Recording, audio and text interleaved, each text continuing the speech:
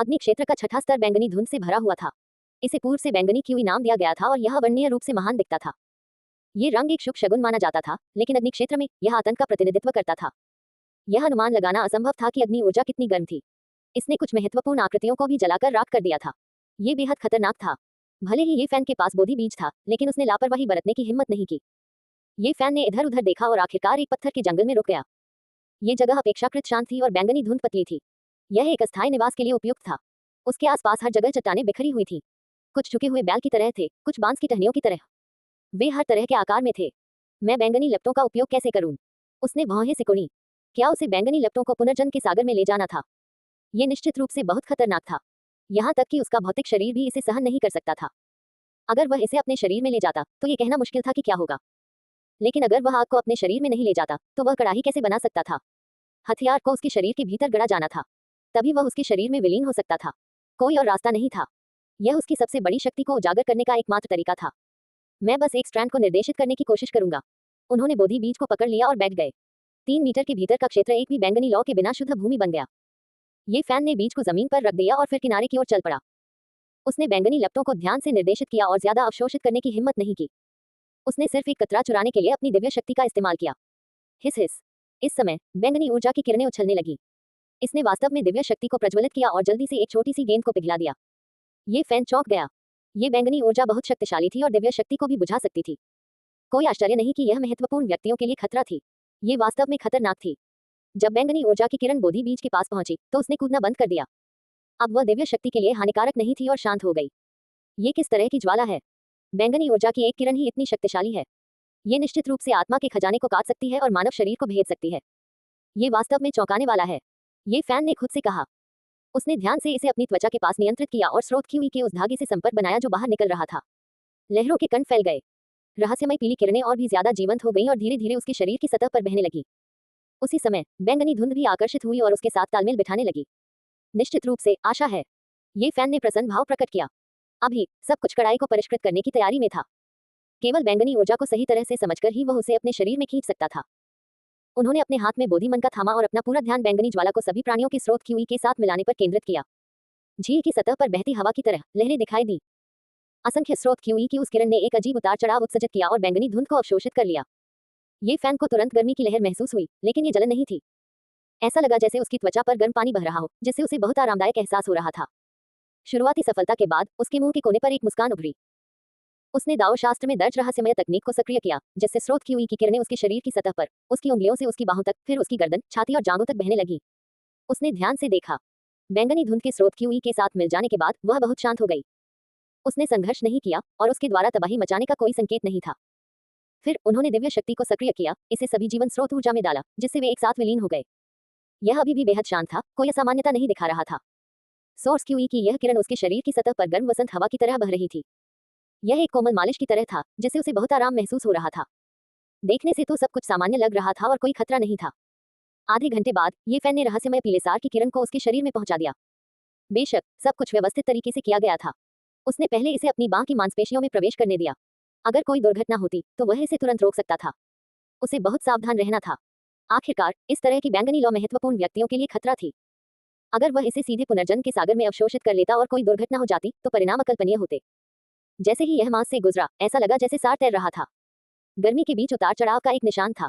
फिर भी कोई दुर्घटना नहीं हुई। बैंगनी क्यूई उसके शरीर में प्रवेश कर गई और विद्रोह नहीं किया। बार बार के प्रयासों के बाद ये फैन ने स्रोत क्यूई की धारा को पुनर्जन्म के सागर में वापस भेज दिया और स्रोत क्यूई के साथ विलय कर दिया। बैंगनी धुंध के पास स्रोत क्यूई जीवंत हो गई, लेकिन क्योंकि वहां केवल बैंगनी क्यूई की एक किरण थी, इसलिए कोई वास्तविक परिवर्तन नहीं हुआ। शुरुआती चरण में सब कुछ सुचारू रूप से चला और कोई खतरा नहीं था। ये फैन ने अधिक बैंगनी लपटों को अवशोषित करना शुरू करने का फैसला किया। आखिरकार एक लौ बहुत कम थी और इसका उपयोग कड़ाही को परिष्कृत करने के लिए नहीं किया जा सकता था। पूर्व से बैंगनी क्यूई अग्नि क्षेत्र में सर्वजीवन स्रोत क्यूई जीवन था और इसे नियंत्रित करना आसान था। दूसरी बार ये फैन ने सीधे 3 तरंगों का मार्गदर्शन किया और बैंगनी क्यूई को अवशोषित करने के बाद वह पुनर्जन्म के सागर में लौट आया। बार बार कोशिश करने के बाद ये फैन को लगा कि वाकई खतरा है, लेकिन वह इसे नियंत्रित कर सकता है। उसे बैंगनी क्यूई रिफाइनिंग कॉल्ड्रॉन का उपयोग करने में सक्षम होना चाहिए। आधे दिन बाद वह चुपचाप वहां बैठा, दिव्य शक्ति का उपयोग करके बैंगनी क्यूई को इस शुद्ध भूमि में ले गया। फिर उसने इसे स्रोत क्यूई के साथ अवशोषित कर लिया। अब वह धीरे धीरे शांत हो गया, एक ही समय में धुंध के दर्जनों झोंकों को अपने अंदर समाहित कर लिया। वे रहस्यमय पीले सार का अनुसरण करते हुए पुनर्जन्म के सागर में वापस चले गए, थोड़ा थोड़ा करके इकट्ठा होते गए। 2 दिन बाद ये फैन के कड़वाहट के सागर में जीवन का स्रोत किवी थोड़ा बैंगनी और गर्म था। हालांकि ये पर्याप्त नहीं था। अगर वह कड़ाही को परिष्कृत करना चाहता था तो अग्नि ऊर्जा मजबूत और धधकती होनी चाहिए थी। तीसरे दिन ये फैन ने आग की तीव्रता बढ़ा दी। वह चुपचाप चट्टान पर बैठ गया। उसका शरीर एक मूर्ति की तरह था। बैंगनी धुंध के टुकड़े मुड़े हुए थे और उसके शरीर की सतह धुंधली थी। चौथे दिन उसके पुनर्जन्म के सागर में मुर्गी के अंडे के आकार की एक ज्वाला की गेंद फड़फड़ा रही थी। बैंगनी धुंध लगातार इकट्ठा होती रही, अंततः एक ज्वाला में बदल गई। तापमान अतुलनीय रूप से अधिक था और भले ही वह रहस्यमय पीले सार से घिरा हुआ था, फिर भी गर्मी की लहरें महसूस की जा सकती थी। अब ये फैन ने बैंगनी ऊर्जा को और खींचने की हिम्मत नहीं की। उस आग के गोले में निहित अग्नि ऊर्जा उसकी उम्मीदों से कहीं ज्यादा थी। ये जलते हुए बैंगनी सूरज की तरह था। अब समय आ गया है। उसने कड़ाई को परिष्कृत करना शुरू कर दिया। वह नीले पत्थर पर बैठे हुए अपने हाथ में बोधि बीज पकड़े हुए था। उसका मन शांत था और उसकी चेतना के सागर में एक छोटा सा बर्तन दिखाई दिया। उसके 3 पैर और 2 हैंडल थे, जो सादा और अलंकृत नहीं था। यही तो उसके दिल का कड़ाहा था। हर चीज को इसी हिसाब से परिष्कृत करना था, जब तक कि वह आकार न ले ले। उसमें जरा सी भी गलती या कमी नहीं होनी चाहिए। जीवन का सर्वोत्कृष्ट स्रोत क्यूई ने बैंगनी लौ को घेर लिया। उसने इसे अपने हृदय से संयमित किया, अपनी आत्मा से इसे गढ़ा। उसका मन पूरी तरह से एकाग्र था, एक पूरी तरह से खींचे गए धनुष की तरह। बैंगनी लौ जल रही थी। जीवन का स्रोत क्यूई धुंधला था, जिसमें लौ समाहित थी। ये लगातार आकार बदलता रहा, एक कड़ाही के आकार में विकसित होता रहा। 1 दिन, 2 दिन, 7 दिन बाद उसने वाकई एक मधुर ध्वनि निकाली, मानो सच में लोहा गढ़ा जा रहा हो। ये ध्वनि दूर तक गई। पहले कड़ाई बनाना मुश्किल नहीं था और इसे बनाने में आधे महीने से लेकर 1 महीने तक का समय लग जाता था। हालांकि जैसे ही यह हरे तांबे के टुकड़े से अलग होती, ये तुरंत बिखर जाती और इसे बनाए रखना मुश्किल हो जाता। अब भयानक अग्नि ऊर्जा का उपयोग करके इसे कठोर बनाने के बाद ये वास्तव में आकार नहीं ले सकता था। यह ऐसा था जैसे वह दुनिया के सबसे कठोर पवित्र लोहे को चमका रहा हो, उसे 100 बार पीट रहा हो, फिर भी ये केवल एक गांठ में बदल जाएगा। ये फैन को चिंता नहीं थी, क्योंकि ऐसा ही होना चाहिए था। अतीत में इसे कड़ाही को परिष्कृत करने के रूप में नहीं माना जा सकता था, केवल स्रोत ऊर्जा को इकट्ठा करना था। उस तरह का निर्माण समुद्र तट पर एक ऊंची इमारत बनाने जैसा था, जिसका ढहना तय था। अब इसे बनाने के लिए सबसे अच्छी गुणवत्ता वाले अग्नि स्रोत का उपयोग करना, ये वास्तविक कलाकृति शोधन था। आकार लेने के बाद यह अविनाशी हो जाएगा। 9वें दिन बैंगनी लौ धीरे धीरे कमजोर हो गई और फिर एक चमक के साथ वह वास्तव में जलकर पूरी तरह बुझ गई। इस समय संपूर्ण जीवन स्रोत क्यूई का आकार लेने से बहुत दूर अनियमित आकार की एक गांठ में परिशोधन हो गया था। ये संपूर्ण जीवन स्रोत क्यूई होने के योग्य है। इस प्रकार की अग्नि ऊर्जा के जल जाने के बाद भी यह अभी भी आकार नहीं ले सकती। हमें ये समझना होगा कि बैंगनी ज्वाला बड़ी बड़ी आकृतियों को जलाकर मार सकती है, लेकिन इसका उपयोग कड़ाई को परिष्कृत करने के लिए करने से वह केवल आकार लेगी, आवश्यकताओं की पूर्ति नहीं होगी। ये फान खड़ा हुआ और अपनी मांसपेशियों को खींचा। फिर उसने कुछ खाना खाया और थोड़ा पानी पिया। उसने खुद से कहा, मुझे आश्चर्य है कि बाहर क्या हो रहा है। क्या कोई आग के मैदान के किनारे की रखवाली कर रहा है? उसने तुरंत कड़ाई को परिष्कृत करना जारी नहीं रखा। इसके बजाय बोधि बीज को पकड़े हुए वह उसे देखने के लिए बाहर चला गया। कई अग्नि क्षेत्रों से गुजरने के बाद वह अंततः अग्नि क्षेत्र में पहुंच गया।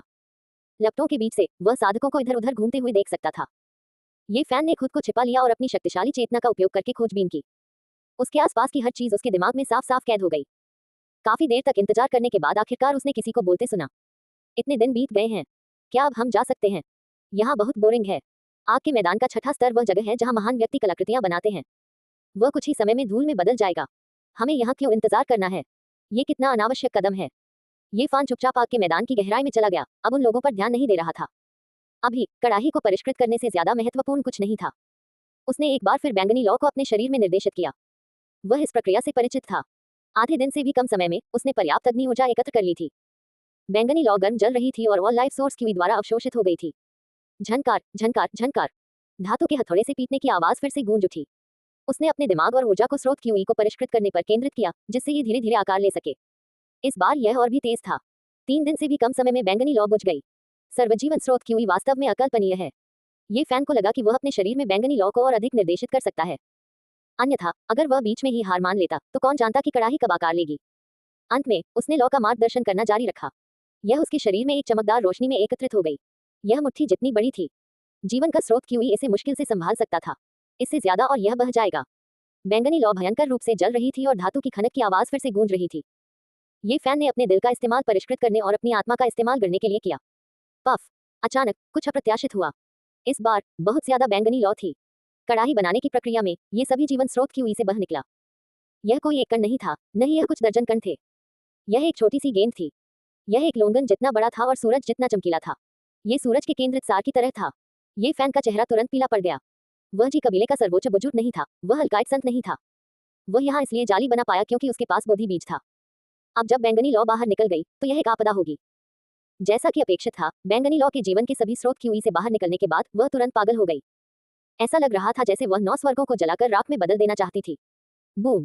अचानक कड़वाहट के सुनहरे समुद्र ने असीम लहरें उठाई, बैंगनी आग को रोक दिया और उसे अंदर से ढक दिया। कुछ चौंकाने वाली घटना घटी। बैंगनी लौ सुनहरे समुद्री पानी में समा गई और एक पल में डूब गई। वह बुझने ही वाली थी। ये फैन हैरान रह गया। उसने नहीं सोचा था कि कड़वा समुद्र, जो दूसरों से अलग था, में बैंगनी लौ को दबाने की इतनी शक्ति होगी। बैंगनी प्रकाश चमक उठा और लौ वापस जीवन स्रोत क्यूई में चली गई। अंत में ये बुझी नहीं। हाँ। ये फैन जोर से हंसा और खड़ा हो गया। ज्वाला को रोकने के लिए स्रोत क्यूई का उपयोग करना एक असहाय विकल्प था। उसे स्रोत क्यूई को रोकने के लिए अग्नि स्रोत का उपयोग करना चाहिए था। शुरू में तो उसे अभी भी चिंता थी कि इस गति से कढ़ाई बनाना बहुत धीमा होगा। अब आखिरकार उसे इसका हल मिल गया। ये फैन उठ खड़ा हुआ और पूर्व से बैंगनी क्यूब की सबसे गर्म जगह पर आ गया। वहां की धुंध एक तरल पदार्थ की तरह मोटी थी जिसे भंग नहीं किया जा सकता था। जमीन पर कुछ मानव आकार की राख थी। ये स्पष्ट था कि बड़े लोगों को ये जगह पसंद थी। यहाँ उन्होंने सीधे बैंगनी लौ के एक समुद्र को अवशोषित किया और इसे पुनर्जन्म के समुद्र में इकट्ठा किया। सभी जीवन स्रोत क्यूई पूरी तरह से समाहित था। उन्होंने बैंगनी लौ को दबाने और इसे लीक न होने देने के लिए सुनहरे कड़वे समुद्र का इस्तेमाल किया। बैंगनी लौ कड़वे समुद्र में प्रचंड रूप से जल रही थी और लगातार काले और पीले सार को परिष्कृत कर रही थी। लगातार खंगती हुई आवाजें गूंज रही थी। 1 दिन, 2 दिन। ये फैन को नहीं पता था कि उसने कितनी अग्नि ऊर्जा अवशोषित की है। ऐसा लग रहा था जैसे वह हर दिन लोहे को गल रहा हो। इस क्षेत्र में बैंगनी धुंध पतली होती जा रही थी। 3 महीने बाद आखिरकार खंखनाहट की आवाजें बंद हो गईं। ये फैन अब बैंगनी लौ को अवशोषित नहीं कर सका। इस समय कड़वे समुद्र के ऊपर एक छोटी सी कड़ाही ने आकार ले लिया। ये सरल और स्वाभाविक थी। इसके 2 कान यिन और यांग उत्पन्न करते थे, इसके 3 पैर स्वर्ग और पृथ्वी को स्थिर करते थे और इसके घेरे में आदिम अराजकता समाहित थी। इसने दाओ और सत्य को विकसित किया और एक शरीर का निर्माण किया। इसमें सभी चीजें समाहित हो सकती थी। इसमें स्वर्ग और पृथ्वी तथा प्राकृतिक दाओ की शुरुआत का हल्का सा एहसास था। बैंगनी क्यूई के साथ कड़ाई को परिष्कृत करने का काम अंततः आकार ले चुका था। हालांकि ये फैन संतुष्ट नहीं था। उसे लगा कि यह सिर्फ एक कच्चा भ्रूण है। वह इसे एक मजबूत अग्नि स्रोत से परिष्कृत करना चाहता था। उसके पास एक और विचार भी था। कड़ाही को परिष्कृत करने के बाद वह इसके अंदर गहन दाव पैटर्न विकसित करना चाहता था। तभी यह सबसे शक्तिशाली हथियार बन सकता था। मैंने दाव पैटर्न की खेती नहीं की है, लेकिन मेरे पास सैकड़ों प्राचीन पात्र हैं। उनमें से प्रत्येक एक अमूल्य खजाना है।